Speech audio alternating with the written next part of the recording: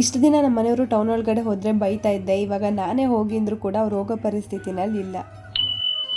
Hi hello ಎಲ್ರಿಗೂ ನಮಸ್ಕಾರ, welcome to my mini vlog. ಇನ್ನು ಇವತ್ತಂತೂ ನಾನು ನಮ್ಮ ಸಾಹೇಬ್ರು ಇಬ್ಬರು ಕೂಡ ಕಂಪ್ಲೀಟಾಗಿ ರೆಸ್ಟ್ ಮಾಡಿದ್ದೀವಿ.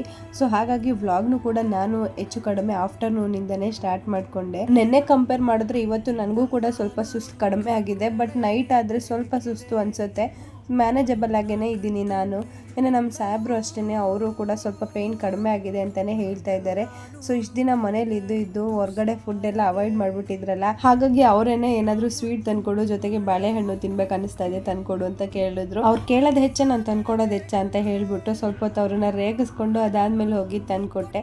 ಅವರು ಕೂಡ ಚೆನ್ನಾಗಿ ಬ್ಯಾಟಿಂಗ್ ಕೂಡ ಮಾಡಿದ್ರು. ಇನ್ನು ಈವ್ನಿಂಗಿಂದ ನಾನು ಕೂಡ ಫ್ರೆಶ್ ಅಪ್ ಆಗಿ ಬಾಕ್ಲು ಪೂಜೆ ಮಾಡ್ಕೊತಾ ಇದ್ದೆ. ನನಗೆ ಒಂದೊಂದ್ಸಲ ಅನ್ಸುತ್ತೆ, ಇಷ್ಟೊಂದು ಪೂಜೆ ಪುನಸ್ಕಾರ ಮಾಡ್ತೀವಿ, ಆದರೆ ಇನ್ ರಿಟರ್ನ್ ನಮಗೆ ಬರೀ ನೋವೇ ಸಿಗ್ತಾ ಇದೆಯಲ್ಲ ಅಂತ. ಬಟ್ ಆದರೂ ಪರವಾಗಿಲ್ಲ, ನಿಧಾನಕ್ಕಾದರೂ ಒಳ್ಳೇದಾಗುತ್ತೆ ಅಂತ ಅಂದ್ಕೊಂಡು ನನಗೆ ನಾನೇ ಮತ್ತೆ ಸಮಾಧಾನ ಮಾಡಿಕೊಂಡು ಪ್ರತಿ ಸಲನೂ ಪೂಜೆ ಮಾಡೋದಾಗ್ತಾ ಇದೆ. ಇನ್ನು ಅದಾದಮೇಲೆ ಸಂಜೆಯಿಂದ ನಮ್ಮ ಸಾಹೇಬ್ರಿಗೆ ಒಂದು ಇಂಜೆಕ್ಷನ್ ಹಾಕಿಸ್ಕೊಂಡು ಬರೋದಿತ್ತು.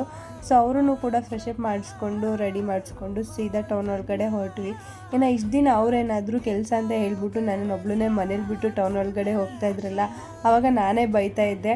ಬಟ್ ಇವಾಗ ನಾನೇ ಬಯಸ್ತಾ ಇದ್ದೀನಿ, ಪರವಾಗಿಲ್ಲ ನೀವು ಹೋಗೋಂಗಾಗಲಿ, ಬೇಗ ಹುಷಾರಾಗಿ ಬೇಗ ಹೊರಗಡೆ ಓಡಾಡ್ಕೊಂಡು ಬನ್ನಿ ಅಂತ. ಏನೋ ಡಾಕ್ಟರ್ ಸಜೆಷನ್ ಮೇಲೆ 2 ವೀಲರಲ್ಲಿ ಜಾಸ್ತಿ ಓಡಾಡಂಗಿಲ್ಲ, ಹಾಗೆಯೇ ಜಾಸ್ತಿ ಬಗ್ಗೋದು ಕುತ್ಕೊಳ್ಳೋದು ವೆಯ್ಟ್ ಎತ್ತೋದು ಏನು ಮಾಡೋಂಗಿಲ್ಲ.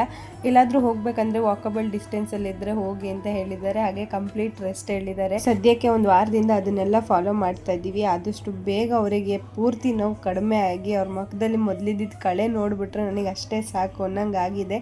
ಇನ್ನು ಇಲ್ಲೇ ಹತ್ರದಲ್ಲೇ ಇಂಜೆಕ್ಷನ್ ಹಾಕಿಸ್ಕೊಂಡು ಬರೋದ್ರಿಂದ ಇಬ್ಬರು ಕೂಡ ನೆಡ್ಕೊಂಡೇ ಬಂದ್ವಿ. ಅವ್ರಿಗೂ ಸ್ವಲ್ಪ ಕಾಲೆಲ್ಲ ಆರಾಮಾಗುತ್ತೆ ಅಂತ. ಇನ್ನು ಇಂಜೆಕ್ಷನ್ ಹಾಕಿಸ್ಕೊಂಡು ಬಂದು ಆಲ್ರೆಡಿ ಊಟ ಟೈಮ್ ಆಗಿತ್ತು ಅಂತ ಅವ್ರಿಗೂ ಸ್ವಲ್ಪ ಊಟ ಮಾಡಿಸಿ ಮಾತ್ರೆ ಎಲ್ಲ ಕೊಟ್ಟು ನಾನು ಕೂಡ ಊಟ ಮಾಡಿದ್ದಾಯಿತು. ಈ ವ್ಲಾಗ್ ಇಷ್ಟ ಆದರೆ ಲೈಕ್ ಮಾಡಿ, ನನ್ನ ಪೇಜ್ನ ಫಾಲೋ ಮಾಡ್ಕೊಳ್ಳೋದು ಮರಿಬೇಡಿ.